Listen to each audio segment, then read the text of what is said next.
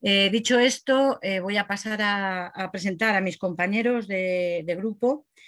Bueno, pertenecemos al grupo de investigación, desarrollo tecnológico, exclusión sociocultural y educación de la Universidad Complutense de Madrid. Lo dirige el profesor Antonio Bautista García Vera. Perdonar que ponga las fotos. Es catedrático de didáctica y organización escolar, director del grupo de investigación y bueno, quien marca y nos alienta y nos impulsa a trabajar. María Jesús Iruela, Romera Iruela, perdón, es profesora titular. También todos pertenecemos al Departamento de Estudios Educativos de la Facultad de Educación de la Universidad Complutense. Y bueno, María Jesús es una experta en búsqueda de bases de datos científicos, y desde luego es un valor, ¿no? Ese expertismo para el grupo de investigación. Se va a encargar de presentar la aproximación conceptual y aportaciones de la fotolicitación en los estudios de caso y posteriormente va a desarrollar y va a plantear una ejemplificación, una situación práctica.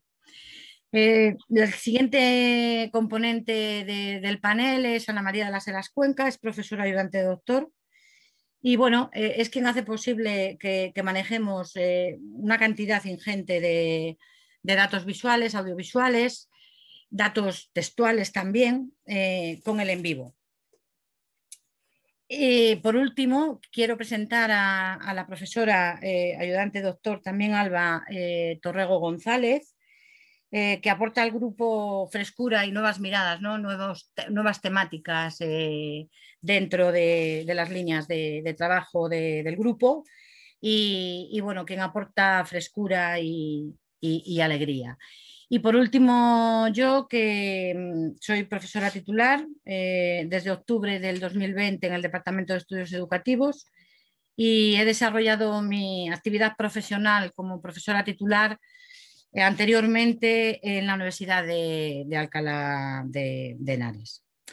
Y dicho esto, si mis compañeros no quieren decir algo más, pues pasaría a contextualizar la temática y para proseguir con la exposición. Bueno, lo que aquí presentamos tiene que ver con el trabajo realizado durante muchos años ya en relación con el uso de los medios audiovisuales en contextos de investigación. Concretamente, de los proyectos que hemos llevado a cabo, destacan tres. El primero, del que luego vamos a hacer una ejemplificación en relación con la narración fotográfica en grupos de discusión, se desarrolló en dos colegios públicos, en aulas de educación infantil y primaria, y la temática versó en torno a la educación intercultural, es decir, el papel de los procedimientos que aquí vamos a exponer, qué papel, qué bondades podían desempeñar en generar el acercamiento, el conocimiento entre los miembros de grupos, en este caso de niños y niñas, de grupos diversos culturalmente. Un segundo proyecto en el mismo campo teórico-práctico de la educación intercultural, que se trabajaron estos procedimientos, en este caso con familias inmigrantes en los centros educativos y bajo la misma lógica, ¿no? Hasta era ver un poco la función, en este caso de la fotolicitación y para el conocimiento, ¿no? para el encuentro, para la participación, para la reflexión sobre cosas que podían interesar a las familias. Y el último proyecto que ha estado orientado, hemos trabajado en definitiva con maestras que utilizaban la cámara fotográfica para captar momentos relevantes para ellas durante la acción de la enseñanza en las aulas y que luego bueno, pues hemos llevado a situaciones de fotolicitación para hacer emerger, para ver qué valor tiene la cámara fotográfica y los procesos de fotolicización para evocar significados que fueran relevantes, creencias, teorías y de este modo bueno, pues plantear preguntas, cuestionamientos que les permitieran a las maestras comprender su conocimiento práctico, modificarlo y con ello, bueno, pues tratar de intervenir de una manera cada vez más informada y más contrastada en las situaciones de enseñanza en sus aulas. Dicho esto, brevemente, algo me he referido, 3 objetivos fundamentales: procedimiento, aproximación conceptual y el procedimiento de la fotolicitación, qué posibilidades tiene la investigación con estudio de casos. El segundo objetivo es presentar las aportaciones de la narración fotográfica, previa conceptualización anterior, y ver un poco qué procedimientos se pueden desarrollar en grupos de discusión, bueno, pues para ver qué aportan, ¿no? De la experiencia de estos años acumulada, pues nos hemos planteado otro tercer objetivo que tiene que ver con las experiencias. Vamos a poner 2 ejemplificaciones para que los asistentes tengan un referente no solamente conceptual, procedimental, sino que lo tengan también práctico.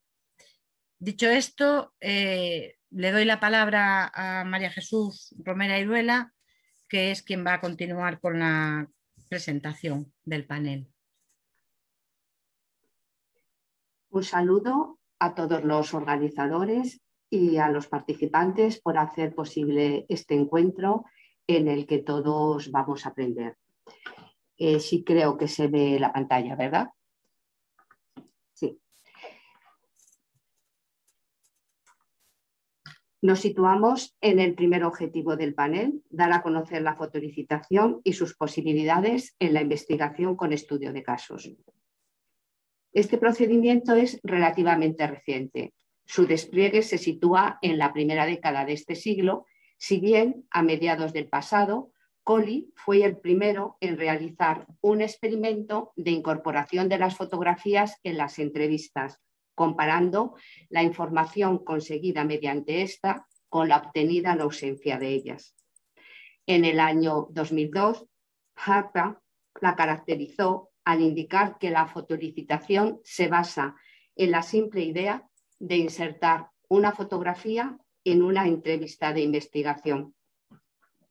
La fotografía que está proyectada en pantalla es de una sesión de fotolicitación en el que una de las alumnas de Practicum está haciendo la narración de una fotografía que está situada en el centro de la mesa. Estamos en una sala de IPT, es decir, de atención especializada, con el tutor del centro de la alumna. El director del centro ha llevado las fotografías que previamente le había enviado la alumna de prácticas y en el otro lado estoy yo. Y esta sesión está siendo grabada a través de los teléfonos móviles. Está grabada tan solamente en audio. Desde nuestro punto de vista, este procedimiento conlleva la combinación de técnicas de 2 métodos de recogida de datos, que son la observación y la encuesta, que articulan 2 formas de presentación y comunicación de aspectos de la realidad, la imagen y la palabra, que posibilitan una comprensión más rica y adecuada de ellos. Y es que, siguiendo al autor citado, las imágenes evocan elementos más profundos de la conciencia humana que las palabras, por lo que la vinculación de ambas en el procedimiento, suscitando sentimientos y recuerdos, produce una información de naturaleza diferente, mucho más rica, desde una honda conversación significativa y relevante. La fotolicitación amplía las posibilidades de la investigación convencional y entre ella la de los estudios de casos. Su incorporación en estos aporta una comprensión profunda de los fenómenos objeto de tal investigación, al posibilitar la ampliación de la conciencia de ellos, ahondando en sus cualidades, incorporando experiencia compartida y relacionando esta con otras formas de conocimiento desde el diálogo intersubjetivo. De esta forma, este procedimiento contribuye al logro de los objetivos del estudio de casos, que siguiendo a Schwartz y Gate son descripción, generación de hipótesis o desarrollo de teorías, prueba de hipótesis y de teorías y avance de la teoría normativa. Vamos a referirnos ahora a sus distintos enfoques. En el desarrollo de la fotoelicitación se han originado, de acuerdo con la Penta, 4 enfoques. En el primero de ellos, el original, las fotografías son seleccionadas y realizadas por el investigador. Se introducen en las entrevistas abiertas en consecuencia con el objetivo de estudio, tratando de potenciar un clima confortable y de evocar comentarios y discusión. El segundo enfoque es el de la fotografía reflexiva o fotoelicitación autoconducida, en el que la producción de imágenes la efectúan las personas encuestadas y son también ellas las que conducen esa entrevista, siendo animadas a profundizar en su contenido y su significado. En la fotovoz, el tercer enfoque, que hemos tenido acerca de él un taller hace unos minutos, los miembros de una comunidad se comprometen en la realización de fotografías que reflejen un problema o un asunto propio de ella, las cuales van seguidas por un diálogo crítico, individual y colectivo sobre su significado y su sentido, con el propósito de que lleguen a los líderes sociales y a los responsables de las políticas y se produzca un cambio hacia la mejora comunitaria. La producción colaborativa y participativa de imágenes es el cuarto y último, de momento, enfoque, cuya denominación es meramente descriptiva. En esta, las imágenes son generadas por el investigador junto con las personas que responderán como representación colaborativa. Este tipo ofrece oportunidades para discutir cómo el investigador ve lo que fotografía y cómo las personas que van a contestar perciben esa realidad. Aunque los paradigmas en los que se inscribe la fotoelicitación marcan el enfoque e introducen cierta diferenciación, vamos a presentar un procedimiento general. El punto de partida es la determinación de la cuestión a estudiar o de los objetivos de la investigación, estableciendo cuanto antes contacto con los participantes con vistas a su vinculación al proyecto. A continuación, hay que planificar el proceso de recogida de datos, atendiendo a los siguientes aspectos. Es preciso obtener un consentimiento informado por escrito en relación con la toma de fotografías y su utilización. Se determina el número de fotografías que se harán, su orientación temática y técnica, el tiempo de realización y cómo se le aportarán al investigador. Se establece el cronograma de las sesiones de fotoelicitación. Se provee de los materiales necesarios, como cámaras o teléfonos móviles que la tengan, ordenador, etc. Por último, se hace la asignación de tareas entre los miembros del equipo de investigación. Posteriormente, según la preparación de los participantes, se realiza una formación o una pequeña introducción en el enfoque de fotoelicitación que se va a aplicar. Seguidamente, se procede a la realización de las fotografías o a su selección en el tiempo asignado y se le hacen llegar al investigador. Después, se llevan a cabo las sesiones de entrevista en las que se visionan todas las fotografías y se suscita el discurso con ellas y acerca de su significado y sentido, con la intervención dialógica de los participantes en ellas.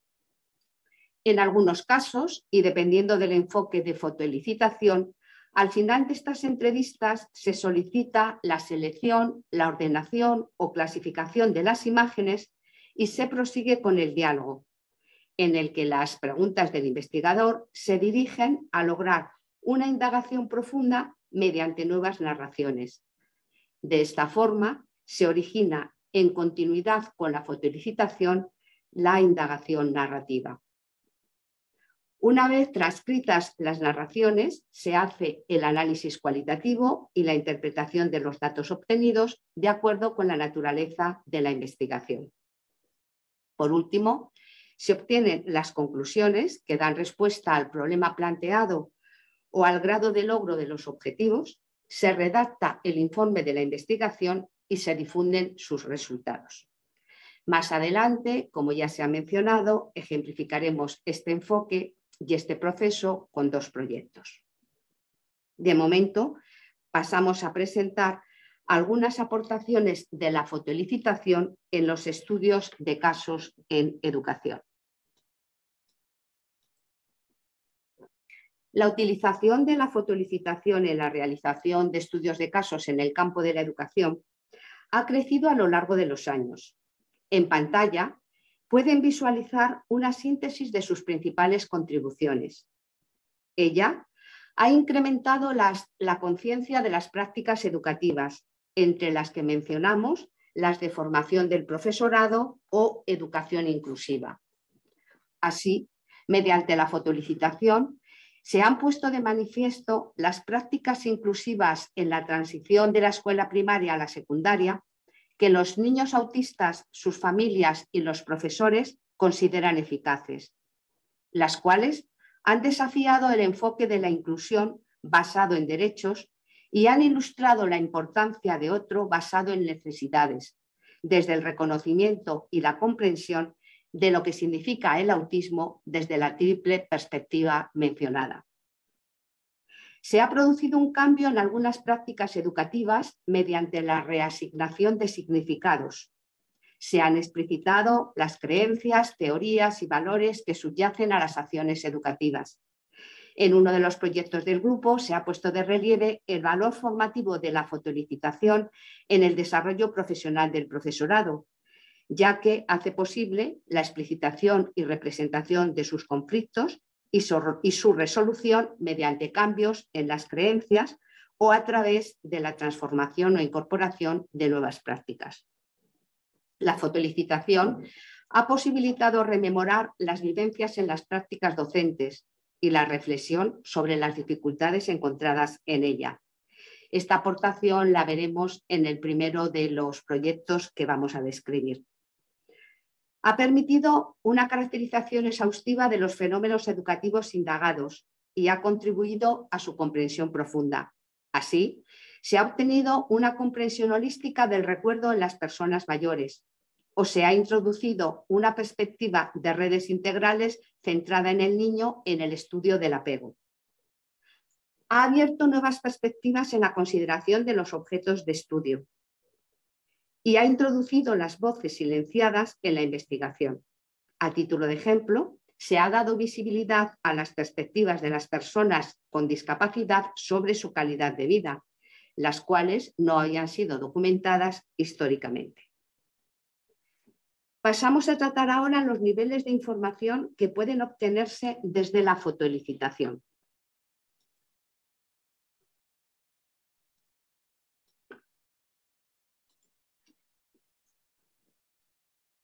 Tomando una de las fotografías de nuestras investigaciones, la que está proyectada, obtenemos desde su narración una serie de informaciones que ilustramos con tan solo un contenido. Observamos que hemos recogido datos de identificación del colegio y del curso en el que se realizó la entrevista.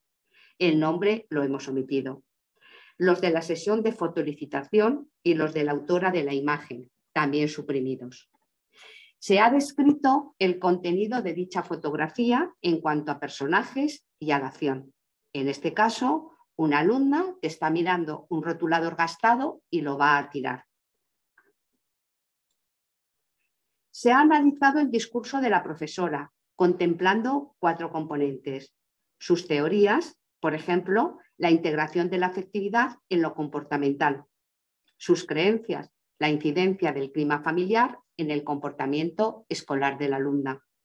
Sus aptitudes, siendo otra la de indagación, observa lo que subyace al comportamiento. Y sus hábitos, la rutina establecida con el material gastado. Otro aspecto considerado es el conocimiento que tiene la tutora de la alumna en cuanto a la intencionalidad de sus acciones. Por ejemplo, le presta atención a la niña porque lo demanda, es muy lista. Y a la interpretación de las acciones de otros. Una información que también aportó es: el cambio en la demanda de atención se debe a otro producido en su familia. Cobra relevancia la información sobre la finalidad por la que se hace la fotografía. La alumna de prácticas la realizó para buscar una solución a este comportamiento de la alumna que pregunta conociendo lo que sabe que tiene que hacer. De acuerdo con Bautista, hemos distinguido dos dimensiones: la instrucción y la formación. Aquí, esta fotografía ha tenido una finalidad formativa, que es buscar alternativas para el comportamiento personal de la alumna. El análisis de la información evocada, siguiendo la tipología de Bach, presenta tres categorías: denotativa, que se refiere a lo material o físico, el rotulador gastado, ausencia de un comportamiento instrumental; connotativa, que alude a los significados, aquí el desarrollo del pensamiento y la toma de decisiones; y afectiva, que es el puntum o toque emotivo, uno de ellos, además del proyectado, el interés.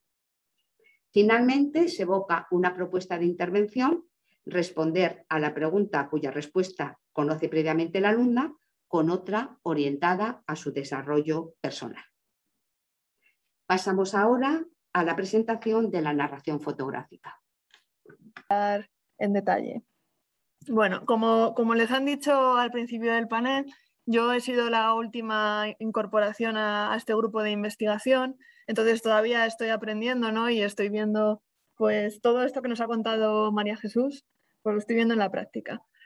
Y me gustaría empezar mi intervención evocando un libro, ¿no? Que es uno de mis libros favoritos, que es Escenas de cine mudo, de Julio Llamazares. No sé si lo han leído, pero si no es así, se lo recomiendo porque bueno, la narración tiene una delicadeza increíble.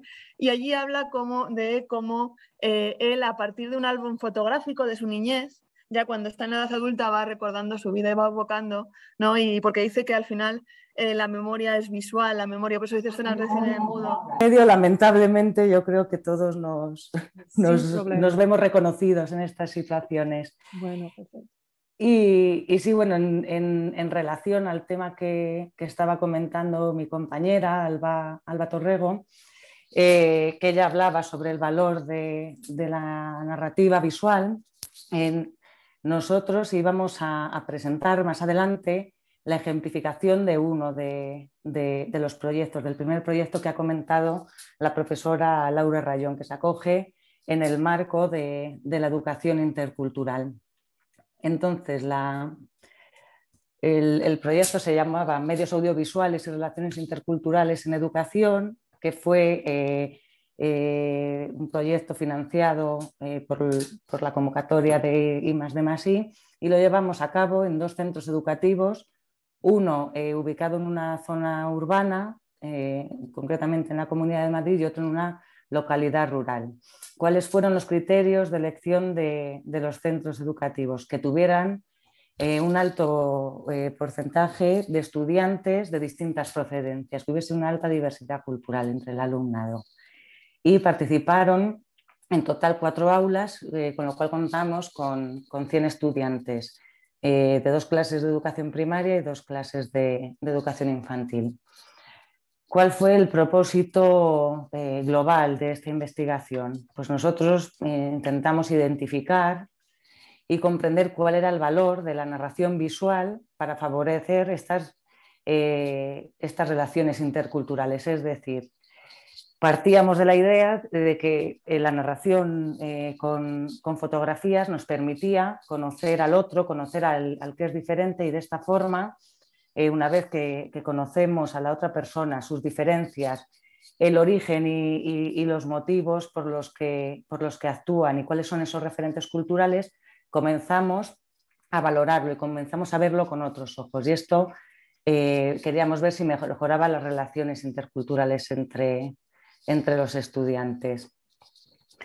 Por contextualizarles un poco en el proyecto, llevamos a cabo un proceso a la hora de crear las narraciones, y es que desde el equipo de investigación proponíamos un tópico, bueno, incluso en algunos momentos lo consensuábamos con los chicos, y hacíamos una primera fase que era la fase preparatoria de la narración, donde pretendíamos responder a la pregunta que es qué quiero fotografiar, qué quiero filmar. Y partiendo de este tópico, pasábamos a una segunda etapa o fase en la que los alumnos tomaban las fotografías en distintos contextos.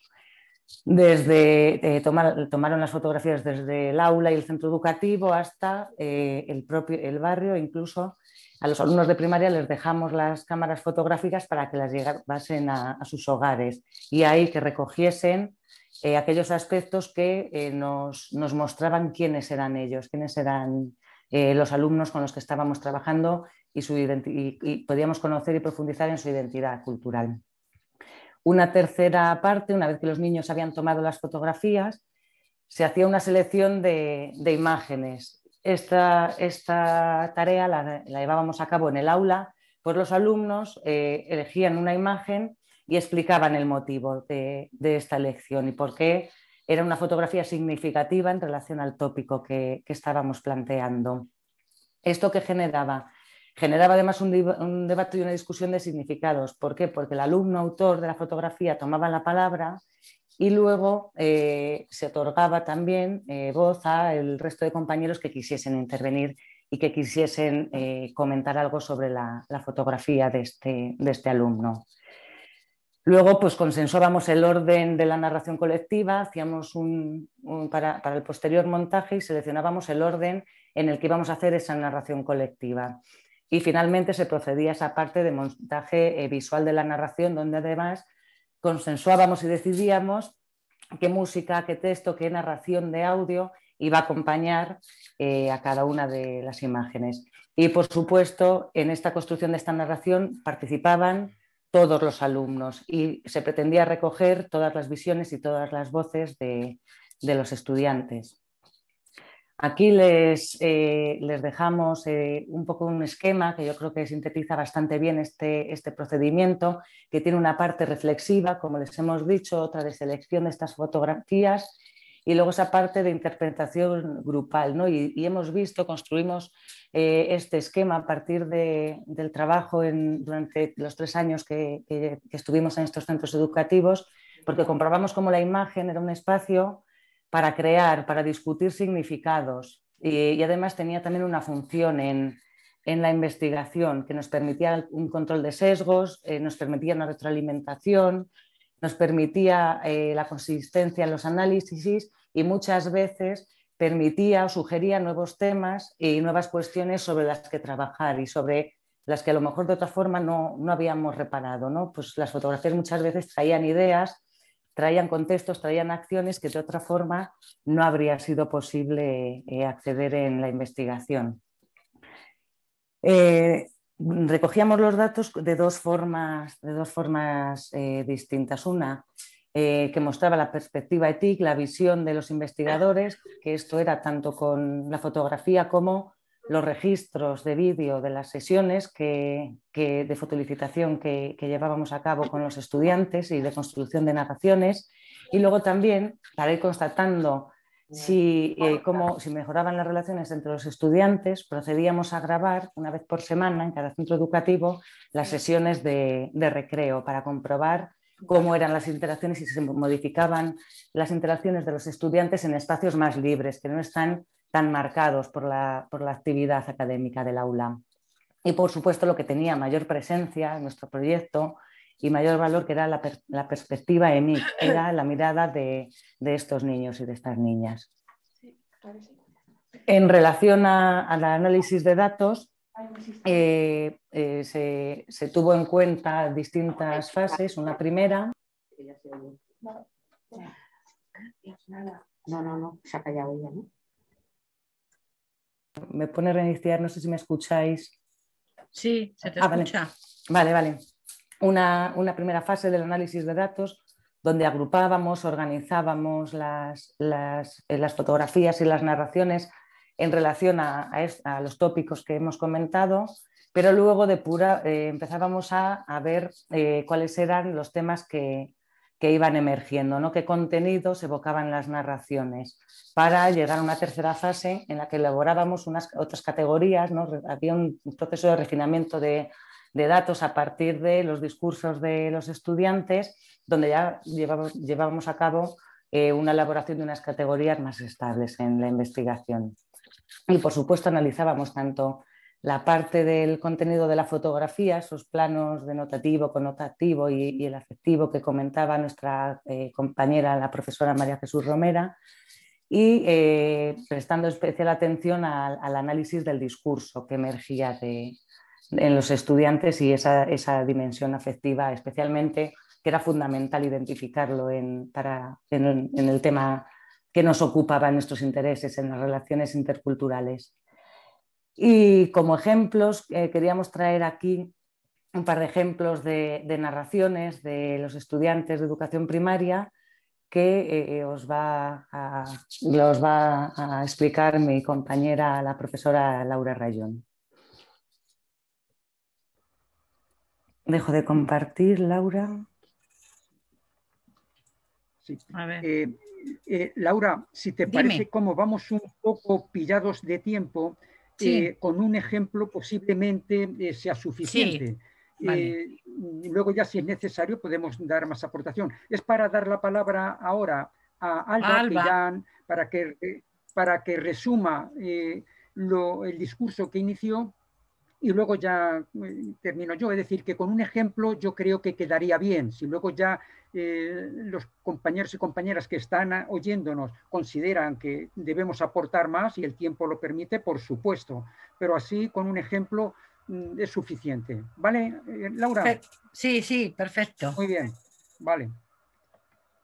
Bueno, pues a partir de lo que ha ido explicando la profesora Ana y las formas de trabajar, tenemos aquí un ejemplo de la captación, es una autofotografía en torno a un tema, a un lema, los mini proyectos, ¿no? que denominábamos, que era cómo me veo y cómo me ven, ¿no? En torno a ese tema. Bueno, pues este niño se hace esta fotografía. Bueno, ¿cuál es la importancia? ¿Dónde está, diríamos, la esencia, la fuerza de lo que venimos explicando? A partir de la exposición, de la proyección de esta foto, donde Franco comparte con sus compañeros, bueno, pues un referente para él muy importante como alumno, que es que saca buenas notas. Como ven, ahí se ve la parte es de un examen y se ve que tiene un 8,05.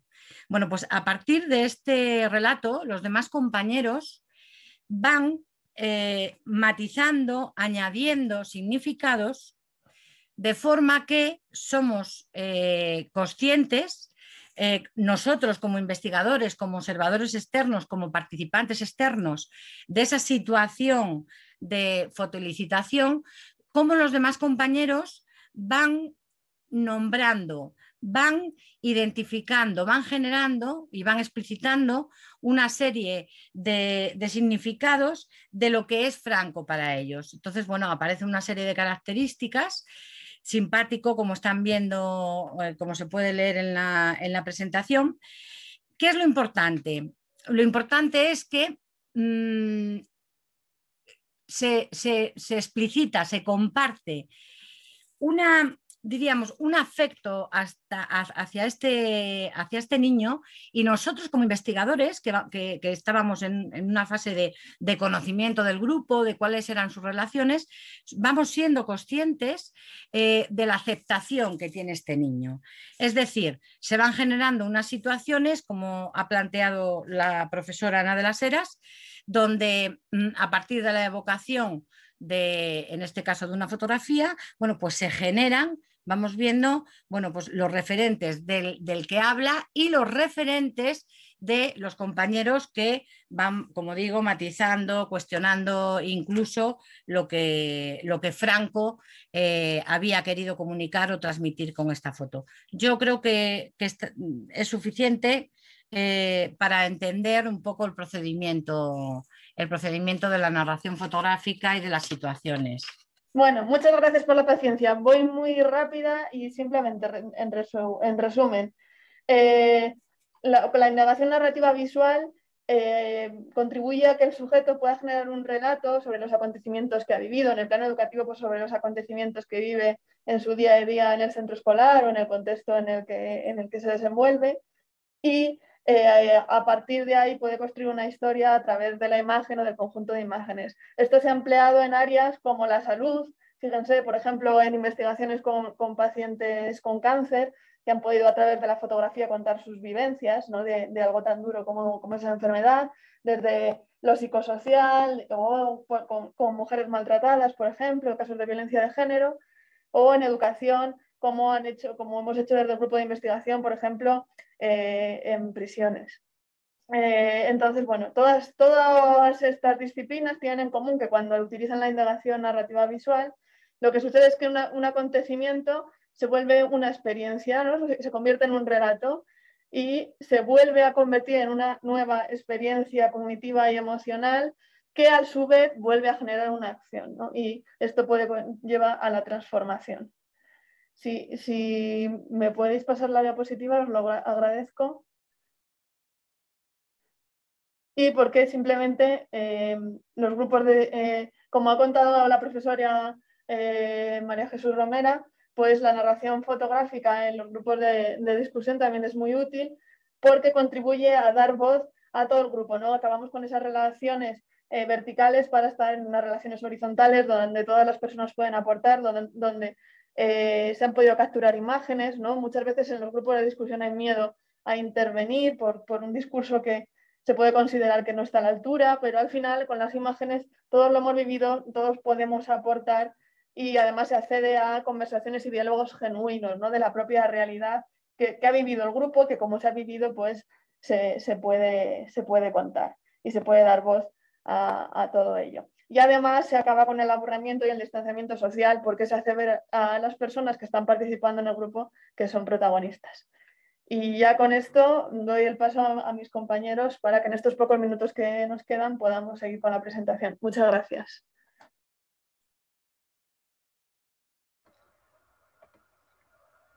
Bueno, pues si os parece como procedimiento, tomo la palabra para concluir y luego que ya sea el auditorio, ¿no? quien haga las preguntas oportunas. Mirad, en primer lugar, muchas gracias a la organización. Desde hace años venimos participando y las gracias porque estáis ahí y la necesidad de la investigación cualitativa y sobre todo la naturaleza cualitativa de los estudios que hay en educación. ¿Por qué decimos esto? Bueno, porque nuestro grupo, ya sabéis, que se denomina Desarrollo Tecnológico, Exclusión Sociocultural y Educación. Exclusión e inclusión son dos términos nucleares, en torno a lo cual vemos las causas que producen estos dos aspectos, sensaciones, emociones de los humanos, situaciones de los humanos, y cómo con la educación queremos de alguna manera paliar lo que es la exclusión y potenciar lo que es la inclusión, el reconocimiento. Os podéis imaginar que si no existiese este tipo de investigación preocupado por la cualidad, por todo aquello que los seres humanos somos, por toda aquella información que no se ve, que no se puede medir, como son las sensaciones, la inclusión, la exclusión, el sentirse querido o el no, aceptado o rechazado. ¿Eso se ve? ¿Eso se mide? No, existe, claro. ¿Qué tenemos que hacer? Pues hacerlo visible de alguna manera, que se manifieste. ¿Y cómo podemos hacer manifestar esas cosas que son tácitas, que son internas? Bueno, pues ahí está parte de todo lo que pretende la investigación cualitativa y este congreso, actualizando todo lo que se está haciendo. ¿Por qué se caracteriza nuestro grupo? Si en algo nos caracterizamos, si en algo creo que podemos aportar, en tener la imagen como sistema de representación por excelencia. ¿Para qué? Para ayudar a los humanos a decir, a comunicar, a evocar lo que sienten, lo que creen, lo que les duele, lo que anhelan, que no se mide, no se ve, pero está ahí. Y es la fotografía. Epistemológicamente no me voy a detener aquí, ya posiblemente en nuevas convocatorias de este congreso haremos fundamentos epistemológicos de uso de la imagen para narrar, para decir, para presentar información tácita que no se ve. Ahí está, por desde Peirce, todo lo que son las bases epistemológicas y metodológicas de cómo la imagen, ya se ha dicho aquí por parte de las compañeras, cómo permiten representar tres tipos de información: ideas, significados, conceptos; otro, emociones, sensaciones, lo que nos duele; y otro, sensaciones, perdona, eran emociones, afectos; y en tercer lugar, sensaciones. ¿Qué pasa por la vida que llama nuestra atención? Y eso que hace que nos olvidemos de todo, nos capte. Una mirada, el fragor de un aroma, un acorde musical, cuántas cosas, ¿no? Hacen. Bueno, pues todo eso lo podemos captar con la imagen. Es decir, al menos representar a través de la imagen eso que sentimos, o eso esa sensación que tenemos, o esos significados que nos aporta la fotografía. Y luego también, pues, coyunturalmente, ¿no? Es decir, lo adecuado pragmáticamente, materialmente, de la imagen. Hace tiempo esto era impensable, estos estudios que venimos haciendo ya desde los años 90, pero muy costosos, pero ya a partir de la década de los años 2010 en adelante. La fotografía, con el desarrollo tecnológico, se ha abaratado, se ha democratizado. ¿Quién no tiene ya los actuales móviles? Ya es como un apósito que tenemos en la mano para hacer selfies o para captar cualquier elemento extraordinario que nos pasa, algo especial, ¿no? Pero que para nosotros ha llamado la atención porque tiene un sentido y queremos capturarlo para que no se nos olvide y poder luego analizarlo, pensar sobre ello, etc. Bueno, pues todo el mundo lo tiene. La facilidad, es decir, con la que nosotros podemos echar mano a esa cámara, es decir, y la portabilidad que tiene y la usabilidad, es decir, poder, es decir, como fuente para registrar esas sensaciones a través de unas imágenes, pues lo hacen muy útiles. Y luego también, ¿sabéis qué? Esas cámaras digitales que tenían una función única: capturar un instante, algo extraordinario en un sentido u otro de la vida, pues ahora con el desarrollo tecnológico, con los smartphones, ya están en el móvil, todo ahí acoplado, en un híbrido, en un compacto digital. Pero ¿dónde están esas cámaras que en todas las familias desde principio de este siglo iban comprando? No eran muy caras, 30, 40 euros, estas cámaras digitales que te permitían almacenar, reproducir y que no tenías que revelar, y todo aquel proceso tan costoso y tan lento, ¿no? Bueno, pues esas están ahora en un estado de ensoñación en los cajones de muchas de estas familias, del alumnado de que van a los centros. ¿Es posible llevarlas a las aulas para que ese alumnado pueda utilizarlas, usarlas en momentos especiales, cuando el profesorado considere: ahora sacad las cámaras y vamos a darnos un paseo por donde sea? Claro que sí, la oportunidad. Por eso la fotografía. En tercer lugar, ya me centro y esto por qué, agradecer al Congreso pues esa continuidad que le está dando, ¿no? Y lo mucho que está aportando, ¿no?, a estos organizadores. Y luego ya también en lo que ha sido nuestra ponencia de hoy. Mirad, ya una vez que tenemos estas cámaras y esta posibilidad, vamos viendo muchos procedimientos que se nos plantean, ¿no? Muchos mecanismos, estrategias, formas de llevar esta fotografía como sistema de representación a las aulas. ¿Por qué? Bueno, pues mirad, nos hemos centrado en dos de ellos, lo que se denomina fotoelicitación, que ya tiene una tradición desde lo que era la antropología visual, con Collier en los años 60, 70, cómo apoyar, dar contenido, apoyo a una fotografía, es decir, a algo que has vivido en una fotografía para, a partir de la fotografía, rememorar, recordar todo lo que tenías. En terapias, ya sabéis que los psicoterapeutas ahora dan una cámara y dicen 5 fotografías y nos vemos dentro de 4 semanas. Y es la revisión de las 4 o 5 fotografías más importantes. Es decir, que cómo se ha venido empleando. Pues en el campo de la educación esto no estaba todavía muy logrado, ¿no? Y ahí es donde nosotros creemos que estamos aportando en esa teorización sobre la bondad de la imagen, no solo en la formación de la enseñanza, en la formación de profesores de la enseñanza, sino también en lo que es la investigación. Y es en esto. Mirad, nosotros hemos ya distinguido, actualizado de otras áreas de conocimiento, lo que son los procedimientos de fotoelicitación, como hemos visto, y también otros que son de narración fotográfica. Son dos procedimientos que aquí hemos dicho, pero voy a señalar dos matices para que veáis dónde está epistemológicamente la diferencia y cómo cada uno de ellos vemos la gran posibilidad que está ofreciendo, grandes posibilidades a lo que son dos procedimientos de investigación cualitativa. El estudio de caso lo estamos vinculando mucho a la fotoelicitación y ya lo que es los grupos de discusión a la narración fotográfica. Eso es algo que nosotros venimos y es lo que aquí queríamos decir, ¿no? Como una de las conclusiones. Podéis decir, ¿por qué, Antonio, estáis asociando fotoelicitación con estudios de caso? Mirad, la fotoelicitación es un procedimiento que consiste en capturar un instante de la vida de un aula, de un centro, en nuestro caso, el campo educativo. ¿Para qué?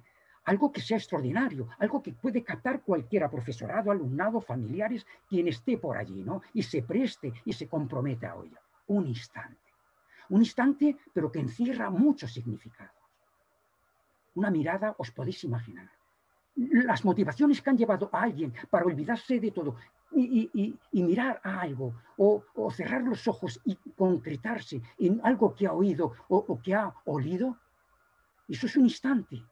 Eso es una aproximación, lo que se dice es diacrónica desde el estructuralismo. La vida fluye, pero hay momentos de la vida que son tan importantes para conocerlos que hay que pararlos, que hay que capturar ese momento, para luego detenidamente, una vez que ha pasado esa acción, poder volver, evocar a través de esa fotografía que nos ha representado, a quien ha capturado esa fotografía, o una idea, o un sentimiento, o una sensación, ¿qué fue lo que motivó a ella? ¿Vais viendo? Un instante, fotoelicitación. ¿Y qué ocurre? Esa fotoelicitación, mirad, parte de lo que alguien de un grupo ha capturado, algo que le preocupa, que le duele, que le ha emocionado, es suyo. Pero ¿qué ocurre? ¿Qué ocurre? Esa mirada a la vida de esa persona, que no va a estar sola, porque esa la va en fotoelicitación, la va a compartir con el resto de ese grupo, de ese aula, o padres, como se quiera organizar. ¿Y qué ocurre? Cuando alguien ha presentado esa fotografía, dejamos un minuto con la aula oscurecida. ¿Para qué? Para que el resto vea esa fotografía, sin la interpretación ni la motivación que quien capturó la imagen ha dado. Y una vez que todos y todas han visto, el resto del grupo ha visto esa imagen, algo les ha dicho. No se puede pasar desapercibido. O qué aburrimiento, o qué tristeza, o qué alegría, o bueno, cada uno es como es y le duele lo que le duele. Bueno, pues, ¿qué ocurre? En segundo lugar, que la persona dice, pues mirad, iba por aquí y entonces oí, miré y vi la despedida de dos personas y entonces no pude hacer así. Pero mirad, cuando ya en la despedida una de ellas se iba por la parte de atrás, tomé la fotografía y esto me va a recordar qué ocurría en esa despedida para que esa mirada, vais viendo, y luego ya puede comentar. Cuando ha contado eso, el resto del grupo pregunta, ¿y entonces y qué? Y el resto del grupo empieza a preguntar, a interesarse por el porqué. Y ese compañero, compañera, que se siente excluido posiblemente, cuando ve que esa fotografía empieza a interesar, empiezan a dar los demás, el resto, sus opiniones, ¿qué está pasando? Esa fotografía se va nutriendo van incorporando todos los significados y emociones del resto del grupo. Esa fotografía, esa imagen pertenece al grupo, porque ya inició con lo que alguien sintió y ya se hizo comunitario. ¿Qué ha ocurrido aquí? Ha sido una sesión de fotolicitación, pero que ha ayudado a conocerse, a conocerse. Ha sido ya parte del grupo. Esa fotografía ya tiene muchos significados cada vez que se proyecte a ese grupo. Esa fotografía o esa técnica de fotolicitación ocurre algo. Nos permite conocer a cada caso autor. Mirad qué buena herramienta para conocer los casos. Y los casos no solo es lo que vemos y lo que hacen, sino también lo que hay dentro de sus mentes que motivan, pero que no vemos el por qué hacen y no hacen. Y luego está la segunda fase. En la vida no solo son instantes, es un fluir, es un flujo, es diacronía, según el estructuralismo. ¿Y dónde está la diacronía entre nosotros? La unión de unos instantes, entre una fotografía y otra, entre un instante y otro, que hay espacio, que hay un tiempo. ¿Y qué es lo que une una con otra? Argumentos, ideas, conceptos. Y si además de todas las fotografías que en sesiones de fotolicitación hemos visto, tenemos ahí el banco de fotografía, 18, 20, 50, hecha por o el profesor o con los alumnos de prácticas, bueno, lo que queramos, o el profesor en su clase, o alguien ajeno al profesor para luego preguntarle, ¿qué ocurre?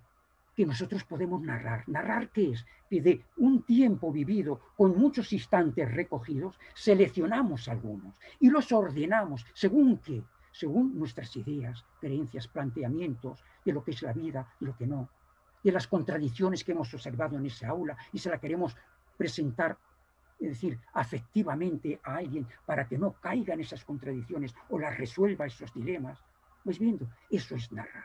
Narrar es hacer fluir la vida de un aula, de un centro, a partir de momentos que hemos ido conociendo previamente.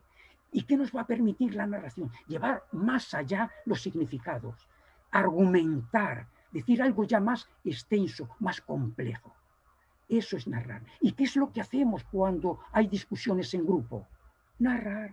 Y cuando narrar, ¿qué es lo que hacemos? O bien alguien dice cómo piensa y cómo contempla la enseñanza y dice el por qué y el por qué no, actúa y no actúa, pero también al narrar, cuando quien captura las imágenes es un agente externo, pero con el consentimiento del profesor o profesora, para que cosas que no entiende o que le sorprende, las captura. Esas narraciones que se hacen desde ahí y que le van a permitir conocer sus contradicciones, lo que no se entiende, eso ayuda a alguien. Porque la finalidad es que cada vez sea mejor o mejor maestra. Y bueno, ahí está fotolicitación, narración con estudio de caso, con narración fotográfica, visual, audiovisual. Con todos los procedimientos, y si alguien tiene interés en esto, hay un libro que nosotros normalmente no hacemos publicidad, pero en este caso, pues bueno, voy a hacer, no publicidad, es decir, porque hay, no estamos obligando a nadie a comprarlo. Hay un libro muy interesante que se llama La fotografía en la formación del profesorado, publicado por Narcea, donde todo esto que aquí hemos contado está ahí recogido. Es de hace un año y pico y excepto Alba, que se incorporó después y no estaba en ese momento, todo el resto tenemos ahí capítulos y otros muchos compañeros y compañeras que en la biblioteca seguro que lo tenéis y si no, que lo compren en la biblioteca, ¿vale?